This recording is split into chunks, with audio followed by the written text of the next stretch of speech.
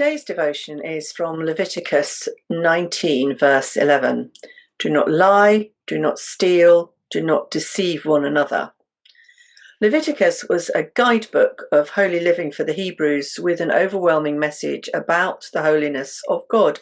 In fact, the opening verse of chapter 19 is, "Be holy, because I, the Lord, your God, am holy." The word holy appears in Leviticus far more frequently than in any other biblical book.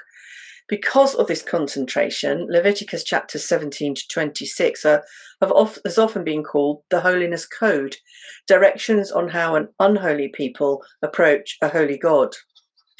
Leviticus gives us rules for daily living, clear standards direct from God via Moses. It has an odd variety of laws. Many of the 10 Commandments are here: prohibitions on idols, stealing, false witness, profaning the name of God, injunctions to keep the Sabbath, honour one's mother and father.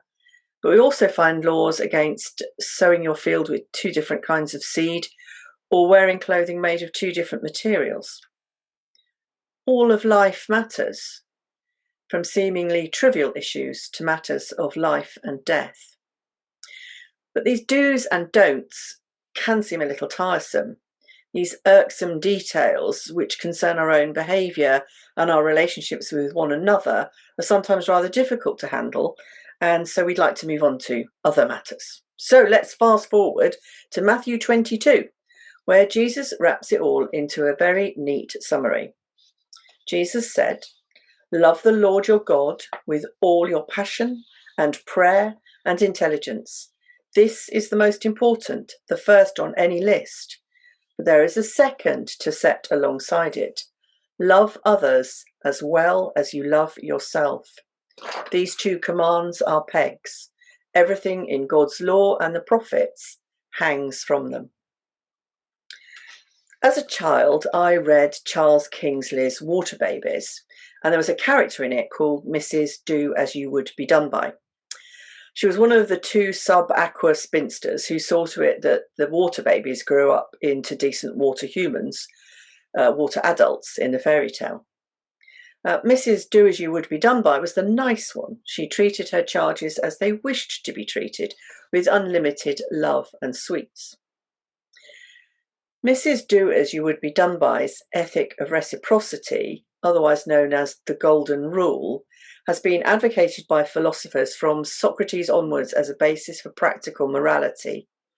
Confucius said in the Analects, "Never impose on others that what you would not choose for yourself."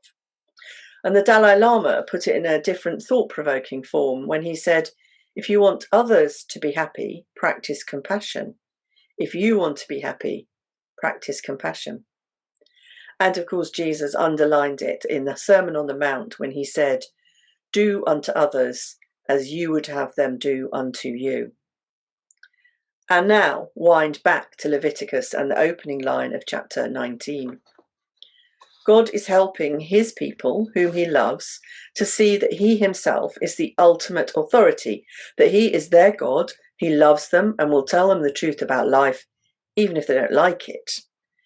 Today, 1,000 voices are shouting at us, telling us conflicting ideas and differing philosophies. How are you to know which is right, which one to follow? It's all there in the Holiness Code.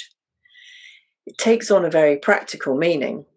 It speaks of different tasks to be fulfilled, working holiness in and through our lives, letting God's presence, his holiness, shine into the ordinariness of our life, to be formed into the people God calls us to be, living out in our day-to-day lives genuine love for God and for our neighbours.